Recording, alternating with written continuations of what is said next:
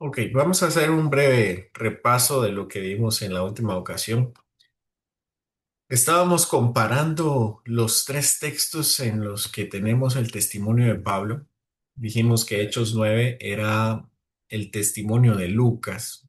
Sí, Pablo cuenta su historia, pero Lucas escoge qué palabras recoger o, bueno, no sabemos si fue textualmente que se lo dijo o después de la investigación y posteriormente las deja por escrito. Pero digamos que es la perspectiva de Lucas, es lo que Lucas selecciona en su narración para contar.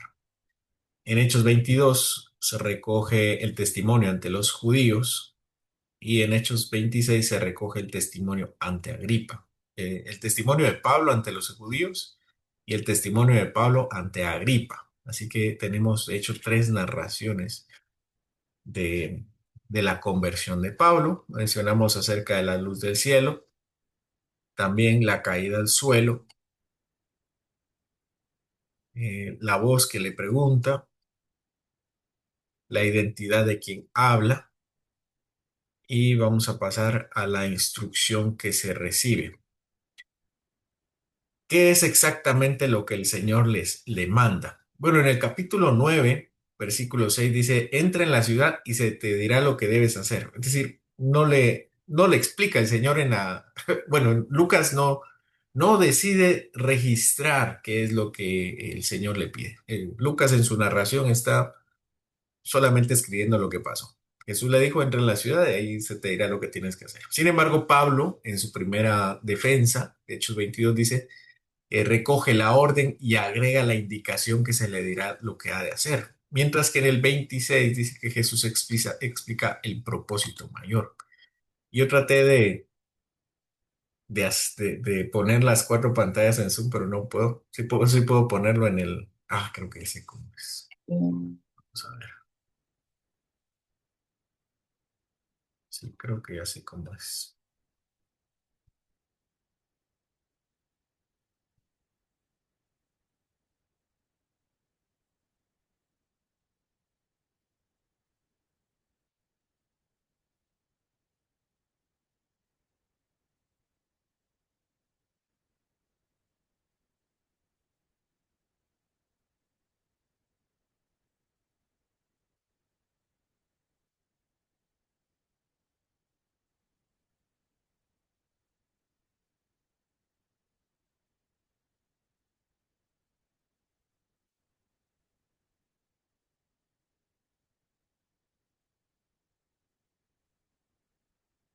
No pude. Pero bueno, aquí tenemos esta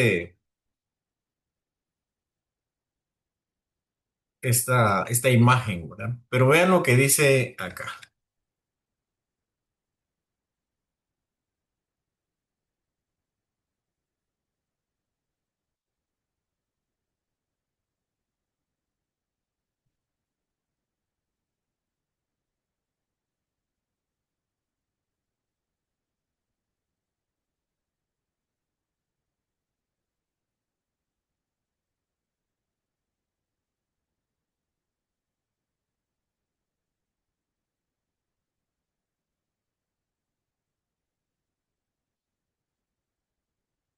Ok, miremos. Tenemos en la pantalla de arriba el capítulo 9, después tenemos al de abajo capítulo 22 y al otro lado tenemos el capítulo 29. Vean el versículo 6 del 9. Ahí está. Dice, el temblando temeroso le dice, ¿qué quieres que yo haga? Y Jesús les dijo, el Señor les dijo, levántate y entra en la ciudad y se te dirá lo que debes hacer. Y el 10 en la narración de Pablo ante los judíos, dice, aquí está el 10 y dije, ¿qué haré, Señor? Vean la diferencia. Él temblando temeroso dijo, ¿qué quieres que yo haga? Eso lo dice Lucas.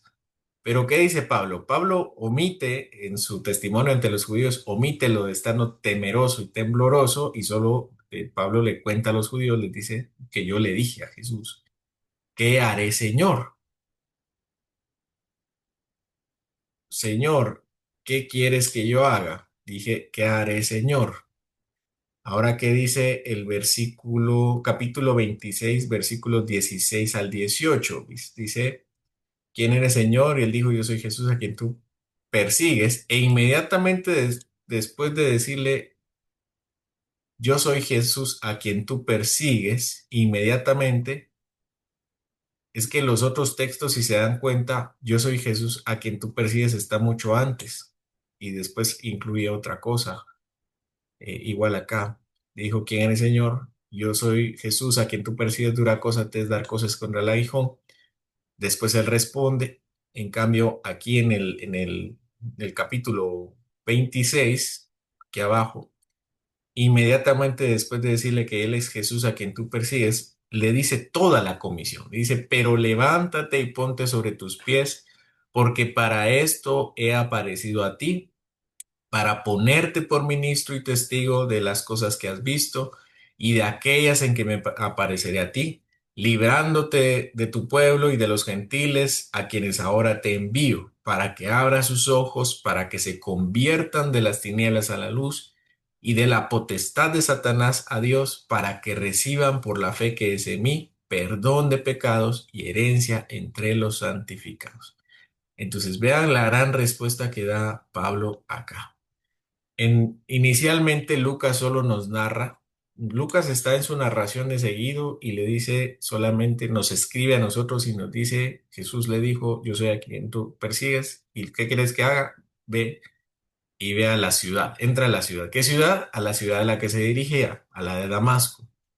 En el capítulo 22 dice, levántate y ve a Damasco, le dice directamente, y allí se te dirá todo lo que está ordenado que hagas. Pero hay acá en el capítulo 29 que de una vez le dice todo lo que quería que hicieras. Bueno, la mayoría de todo lo que quería que hiciera, porque seguramente en la ciudad de Damasco le diría todavía muchas más cosas. Y de hecho así fue, porque después Pablo se va a Arabia y regresa a Damasco. Pero eso lo vamos a ver más adelante. ¿Ven la distinción entre los relatos que está? Bastante interesante, ¿no? Pasamos entonces a la ceguera. Ese es el siguiente paso o el siguiente hecho que sucede acá. La ceguera de Pablo. Empezamos otra vez con el capítulo 9. Capítulo 9, versículo 8 y 9. Dice, entonces Saulo, bueno, levántate y ven a la ciudad y se te dirá todo lo que debes hacer. Y los hombres que iban con Saulo se pararon atónitos y oyeron a la verdad la voz, mas sin ver a nadie. Ahora sí, vamos con lo que nos atañe. Entonces Saulo, aquí el versículo 9, versículo 8 y 9, entonces Saulo se levantó de tierra y abriendo los ojos no veía a nadie. Así que llevándole por la mano le metieron a Damasco, donde estuvo 3 días sin ver y no comió ni bebió. Vamos a ver qué hace, qué narra Pablo en su testimonio con los judíos. Capítulo 22, versículo 11. Aquí está. Y como yo no veía nada, decía Pablo, y como yo no veía nada a causa de la gloria de la luz, llevado de la mano por los que estaban conmigo, llegué a Damasco. Entonces hay una diferencia, ¿verdad? La diferencia solamente es el tiempo, pero el tiempo, no, tiempo no es, en la persona que lo narra. En el capítulo 9 es una narración en tercera persona, entonces Pablo se levantó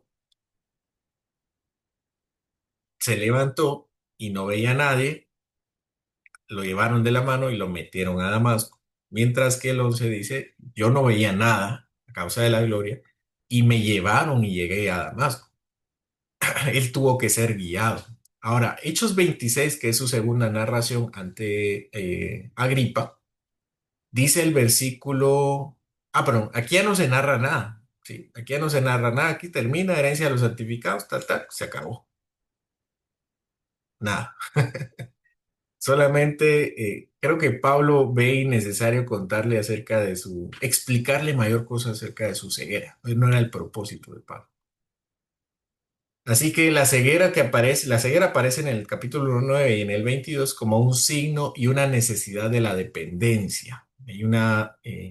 Pablo está diciéndole a los judíos, yo necesitaba que el Señor me guiara y usó a personas para llevarme a Damasco. Pues, Agripa le había contado ya todo con su propósito, ya no había necesidad nada más que decirle. Vamos con el siguiente, la intervención de Ananías. Vamos a ver, el capítulo 9 hay un relato más detallado. ¿Por qué? Porque es la narración de Lucas, ¿verdad? Lucas se va de corrido porque lo que le interesa es toda la vida de Pablo, al menos en su conversión. Llega del 10 al 19, mientras que en Hechos hay un resumen y subraya la obediencia de Ananías y el papel del bautismo. Probablemente porque como eran los judíos quienes nos estaban recibiendo y quienes estaban escuchando, pues quería hacer énfasis en que Ananías era una de las personas que lo había recibido y esta nueva marca, este nuevo signo y señal del pacto que había recibido. Leamos entonces, capítulo 9, versículos 10. Solamente aquí porque no tengo cómo bajar aquí hasta el 19, pero ya lo vamos a ver. Dice, había entonces en Damasco un discípulo llamado Ananías, a quien el Señor dijo en visión, Ananías. Él respondió, heme aquí, Señor. Y el Señor le dijo, levántate y ve a la calle que se llama Derecha y busca en casa de Judas a uno llamado Saulo de Tarso, porque aquí él ora. Y ha visto en visión un varón llamado Ananías que entra y le pone las manos encima para que recobre la vista. Entonces Ananías respondió, Señor, he oído de muchos he oído de muchos acerca de este hombre. ¿Cuántos males ha hecho a tus santos en Jerusalén? Y bueno, aquí vamos a seguir más adelante, pero si se dan cuenta, está la perspectiva de Ananías. Y es que Lucas, como mencioné, Lucas lo que quiere es reconstruir la historia y por eso ve la perspectiva de Pablo y después lo que le contó Ananías seguramente y los siervos de Ananías. Ahora vamos con el capítulo 22. El capítulo 22 dice, versículos 12 al 16. Estamos acá. Entonces, uno llamado Ananías, eso lo cuenta Pablo, ¿se recuerdan? Lo cuenta Pablo a los judíos. Entonces, uno llamado Ananías, varón piadoso según la ley, haciendo énfasis, ¿no? Pablo diciendo a los judíos, no cualquiera me recibió. Fue un varón piadoso según la ley. Y por si acaso, esto no lo platiqué porque creo que estaba un poco como difícil de probarlo, pero leyendo algunos autores comentaban que había una secta importante, una secta judía importante en Siria, muy relacionada con ¿se recuerdan cómo se llaman las personas que estaban en el desierto? La secta del desierto. Se llaman los esenios, los esenios. Los esenios eran la otra secta importante del judaísmo en ese entonces, los fariseos, los saduceos, los celotas, que más o menos era un grupo religioso político, y los esenios. Los esenios eran más radicales que los fariseos porque ellos se habían apartado a vivir en el desierto. Y conocemos muchos de los esenios porque hace algunas décadas, así un siglo, se descubrieron unos documentos llamados los que hoy se conocen como los rollos del Mar Muerto o los documentos de Qumran. Y ahí narra qué era lo que creía esta secta. Sí, son específicos de esa, de ese grupo de personas que se aparta de la sociedad. Y hay un documento en Egipto, creo yo, no, sí, en Siria, en Damasco, que se descubre también, y hay mucha relación entre los rollos del Mar Muerto y este documento de Siria. Y se dice que un grupo importante salió de Jerusalén a Siria. Y ahorita me recordé también porque Carlos me comentó que esta semana me comentó que estaba estudiando Amós. Y supuestamente este grupo había tomado una profecía de Amós para decir que ellos eran los elegidos porque habían ido a Siria a apartarse, ¿no? Pero si ustedes van al contexto, Amós no está diciendo eso, simplemente lo toman para justificar que se van a Siria. Y entonces muchos autores creen que este grupo, esta iglesia que se va de Jerusalén a Siria, tiene relación con este grupo religioso de los esenios. pues no tiene poco asidero debido a que los esenios eran una cosa y los cristianos eran otra cosa. Pero bueno, por lo menos había un grupo de judíos bastante importante en Damasco. ¿Ananías formaba parte de los esenios? Seguramente no, pero se los comento solamente para que, por si escuchan algo más, podemos platicar y el punto es encontrar qué es lo que dice la Biblia y qué es lo que significa, ¿no? Entonces, Ananías, varón piadoso de la ley, que vivía en Damasco, tenía buen testimonio de todos los judíos que allí moraban. Vino a mí y acercándose me dijo, hermano Saúl, recibe la vista.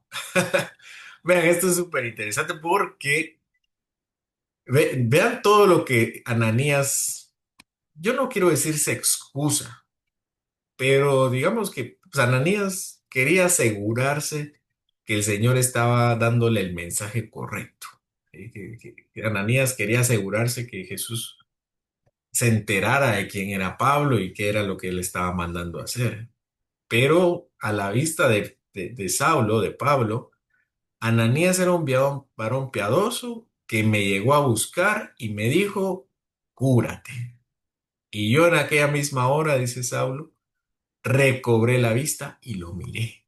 Y él dijo, o sea, Ananías dijo, el Dios de nuestros padres te ha escogido para que conozcas su voluntad y veas al justo y oigas la voz de su boca, porque serás testigo suyo a todos los hombres de lo que has visto y oído. Ahora pues, ¿por qué te detienes? Y le dice, levántate y bautízate y lava tus pecados invocando su nombre. Nuevamente, qué es lo que nos está diciendo Pablo acá? Vamos a ver. Dice, ellos no son los padres del desierto, así le llamaban los ortodoxos.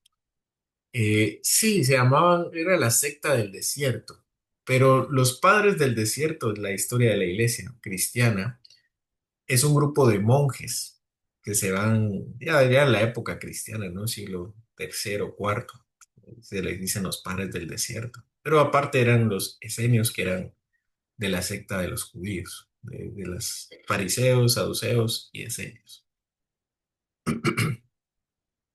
Pero sí, digamos que también toman los mismos textos para interpretar esa misma actitud de retirarse. Bueno, entonces vemos que eh, Pablo no tiene todas las excusas que da Ananías. Yo no quiero llamarle excusas porque no quiero darle un tono, pero sí veo que Ananías tiene sus reservas, tiene precaución.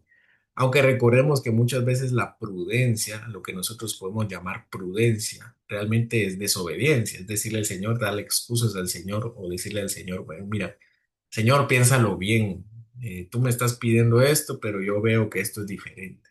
Y el Señor estaba determinado a curar a Saulo, ¿no? Y llamarlo y tenerlo como uno de los hombres más importantes de la historia del cristianismo, de la historia de la iglesia, debido a su propia voluntad. Entonces, vamos a leer todo lo que dice Ananías para que no nos perdamos. Aquí lo tenemos. Dice Lucas, nos cuenta Lucas que había un discípulo llamado Ananías, a quien el Señor dijo en visión, Ananías, y él respondió, heme aquí, heme aquí, Señor. Y el Señor le dijo, levántate y ve a la calle que se llama Derecha y busca en casa de Judas a uno llamado Saulo. Entra, pero de Tarso, porque aquí él ora y ha visto en visión a un varón llamado Ananías que entra y le pone las manos encima para que recobre la vista. Entonces Ananías respondió, Señor, he oído de muchos acerca de este hombre, cuántos males ha hecho a santos en Jerusalén. Y aún aquí tiene autoridad de los principales sacerdotes para prender a todos los que invocan tu nombre. Creo que el Señor conocía qué era lo que Pablo hacía y quiénes estaban en la ciudad.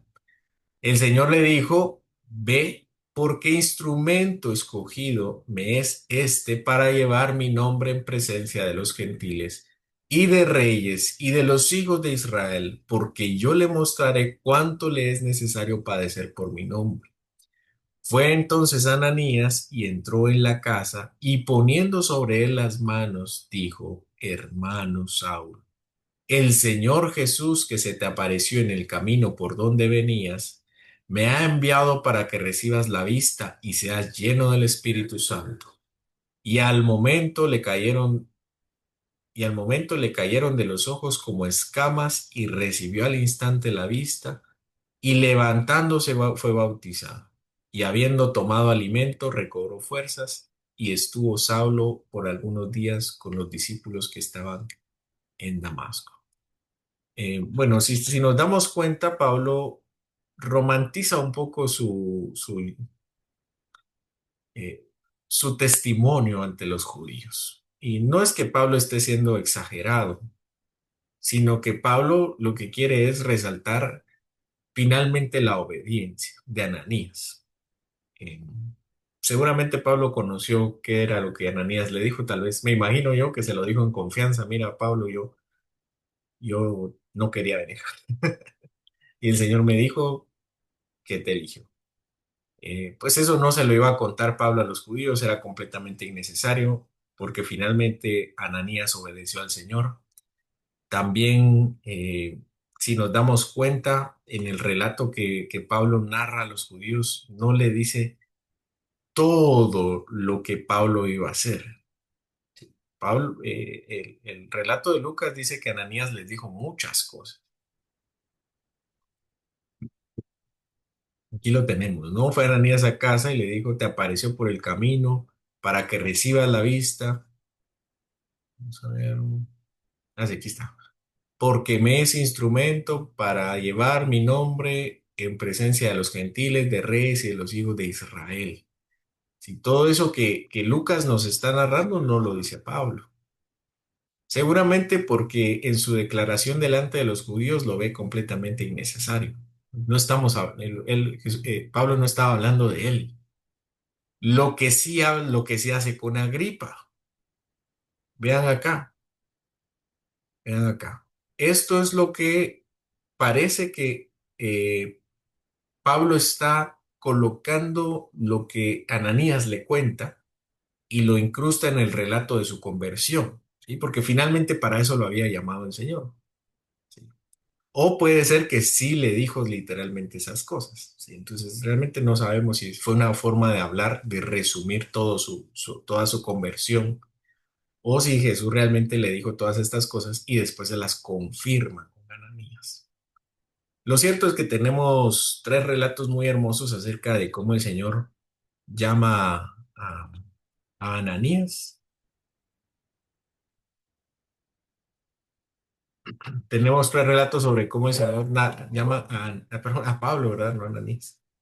A Pablo y le da una tarea específica, ¿sí? Le da una encomienda específica. Vemos entonces la intervención necesaria de él, de Ananías, como parte del enviado del Señor, como parte de la mediación, la intervención de otros hombres para la comisión de unos.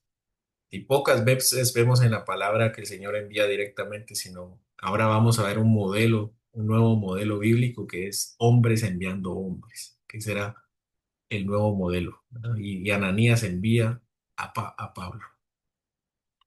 Vamos a regresar un poco en los eventos y veamos la reacción de los acompañantes. Dice el versículo 7 aquí en el 9.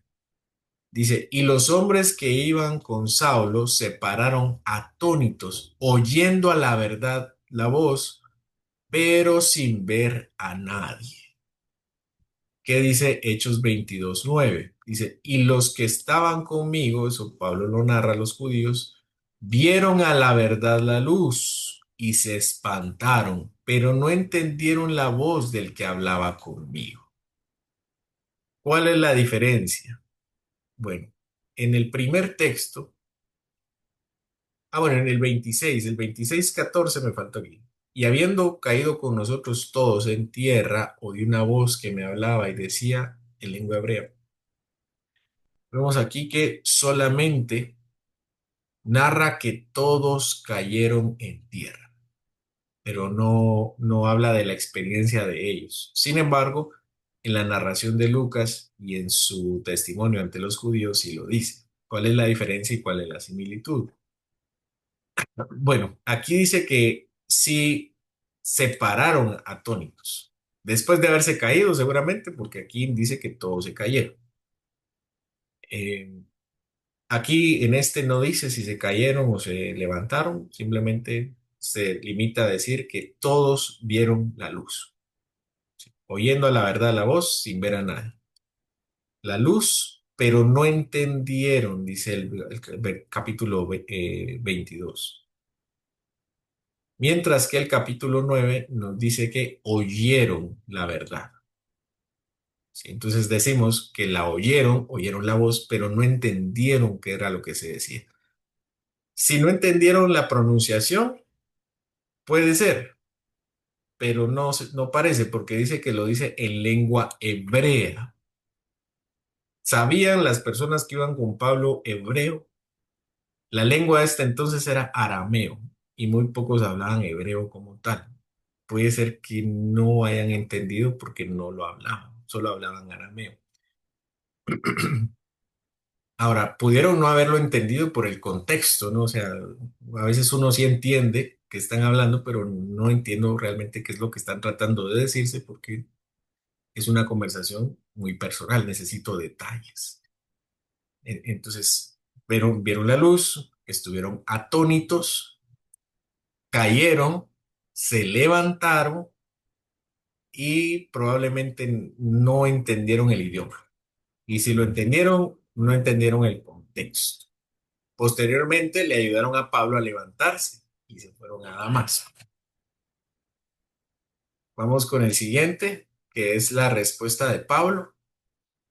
En en el capítulo 9 nos dice el versículo 20.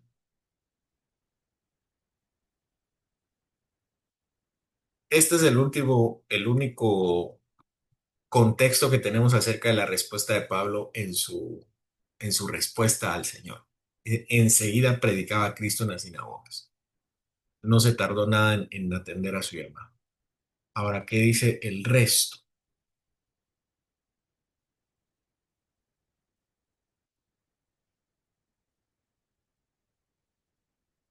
Dice el versículo, vamos a ver, capítulo 22, versículo 10. Dice, y dije, ¿qué haré, Señor? Y el Señor le dijo. ¿Cuál es la respuesta del 26, versículo 19? Por lo cual, oh rey Agripa, no fui rebelde a la visión, sino que anuncié primeramente a los que estaban conmigo. Vemos que la respuesta en ambos lugares, en los tres lugares, es una respuesta inmediata, con la diferencia que en el capítulo 9, en la narración de Lucas, no nos dice la respuesta específica de Pablo, sino dice, Lucas de una vez dice, ¿no? ¿Para qué escribo lo que habla si mejor les escribo lo que hizo? Mientras que en el capítulo 22 sí tenemos la respuesta verbal, una prontitud. Y en el capítulo 29 26 perdón, capítulo 26 también le dice a Agripa, no fui rebelde, anuncié, me levanté a predicar. Bueno, esa fue la clase. Solamente vamos a ver algunas disposiciones finales para cerrar este tiempo de estudio de la conversión de Pablo. El resumen, ¿verdad? La luz lo envuelve de repente, una luz más brillante que el sol. Pablo cae al suelo ante la manifestación divina. La voz lo llama, Saulo, Saulo, ¿por qué me persigues? Le dice, yo soy Jesús. Otro texto dice, yo soy Jesús de Nazaret. Jesús le dice que es dura cosa. También eso no lo dice en los tres relatos. Dura cosa te es dar cosas contra el aguijón y no lo dice en el mismo lugar. Bueno, y eso ya lo vimos, pero que no persiga a la iglesia, porque es a quien él está persiguiendo, a Jesús está persiguiendo. Jesús le da la orden levantarse y entrar a la ciudad. Sus amigos lo recogen, lo levantan, que ya se habían levantado ellos y se lo llevaron a Damasco. Y Pablo queda ciego, eh, dependiendo totalmente de otros para ser guiado. Todos vieron la luz, no todos se quedaron ciegos, todos escucharon la voz, pero no todos entendieron. Y tenemos la escena de la intervención de Ananías para la restauración y darle la comisión, que esa comisión probablemente ya la había recibido mientras Jesús habló con él, según el testimonio de Agripa, pero Ananías le confirma y le da detalles más específicos.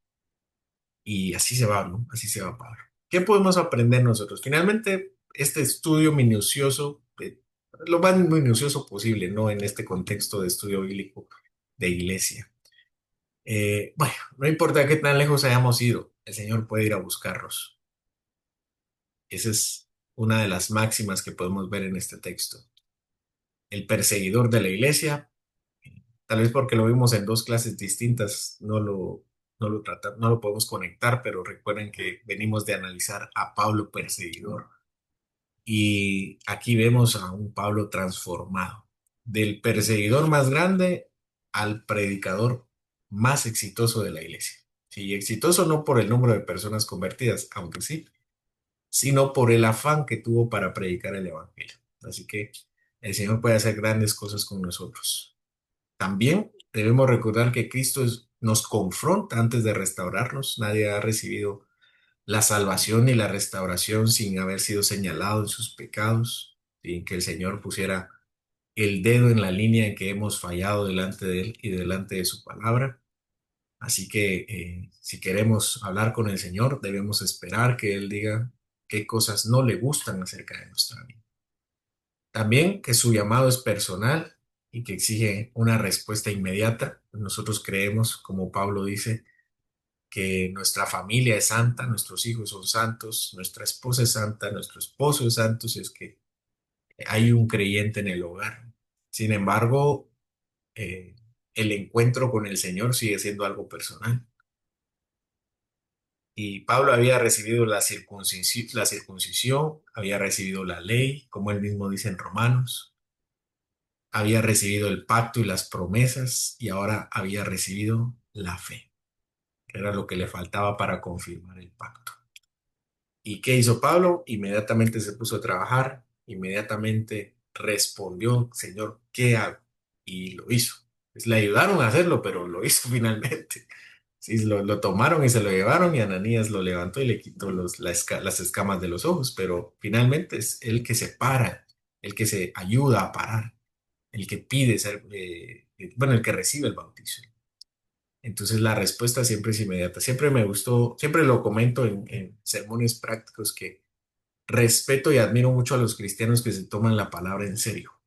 Respeto y admiro mucho a los cristianos que todos los días son diferentes para él. Que cada día que encuentra un texto dice, hoy no puedo vivir igual que ayer. Hoy el Señor me ha enseñado algo diferente acerca de mi vida y tengo que cambiar. Ese tipo de cristiano lo podemos ver en Pablo. Es un hombre si era tan acérrimo en pelearse por su judaísmo, ahora que tenía la religión correcta, no podía ser menos celoso. Solamente que el Señor ya no le pedía una espada o una piedra, le pedía algo más difícil, que era predicar. Y si fuera más fácil, todos lo haríamos, pero lo cierto es que nos deja muchas vergüenzas cuando dice que Él fue pronto para ir a predicar a las personas que el Señor le encomendó. Así que no creamos que el Señor nos pide prudencia como Ananías, no nos pide pensar las cosas bien, como aquel que dijo, no, déjame ir a despedirme, déjame ir a hablar con mis padres y después voy y te sigo. No, cualquiera que mire para atrás ya perdió el camino. Sí, así le dicen, ¿no? Cualquiera que mire para atrás en el arado ya se torció en su camino. Así que igual debe ser nuestra respuesta. Nuestra respuesta es, Señor, solo dime qué quieres que haga y yo lo voy a hacer. Otra lección un poco periférica sería que Dios usa la iglesia para confirmar y orientar nuestra vida en Cristo. Perdón, la publicidad. Sí, el Señor no trabaja en la nada. El Señor trabaja a través de personas, por supuesto a través de pastores, de ancianos. Finalmente, Pablo mismo no se manda a sí mismo. Pablo recibe un envío por parte de Ananías y vamos a ver más adelante que Santiago y la iglesia de Antioquía también lo prepara y lo envía. Hay un acompañamiento de sus pastores y esa convivencia con sus autoridades y con la iglesia es parte fundamental de la restauración de Pablo. No fue solo de, bueno, Señor, tú y yo cristiano, yo soy cristiano, tú eres Cristo, pues ahí está toda la relación. Yo soy la iglesia. Yo no soy la iglesia, yo soy parte de la iglesia. Creo que no hay una forma más egoísta de pensar acerca de nosotros creyendo que somos la iglesia. Nosotros no somos la iglesia, nosotros somos un miembro de la iglesia, una parte de la iglesia, un miembro del cuerpo de Cristo, un ladrillo en el templo espiritual de Cristo. Bueno, aquí ya me pasé, este es mi borrador. Bueno, hermanos, preguntas, comentarios. Justo, buen punto. ¿Qué piensan? ¿Qué vean en la vida de Pablo? En la conversión de Pablo.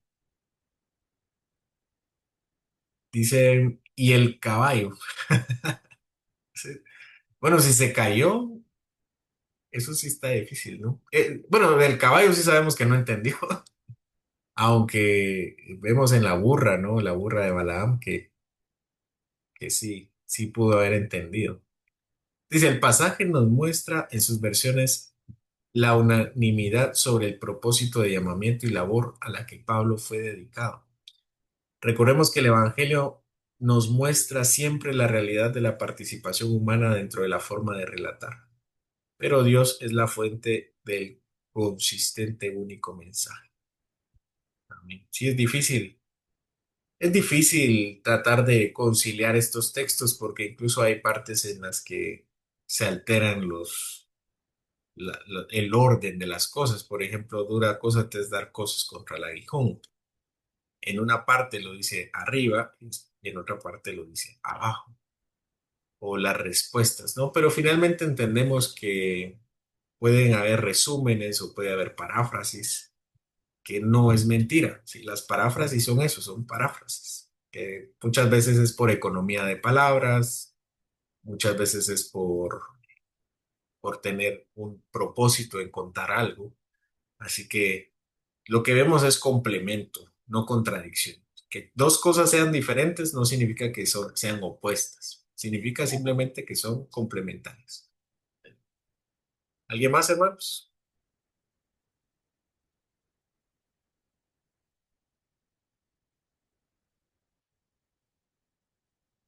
¿No?